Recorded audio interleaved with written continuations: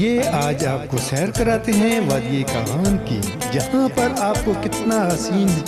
मंजर नजर आ रहा है और पहाड़ों पर बर्फबारी का खूबसूरत मंजर और इसके साथ साथ रोडों से बड़ी बर्फ को साइड पर किया जा रहा है।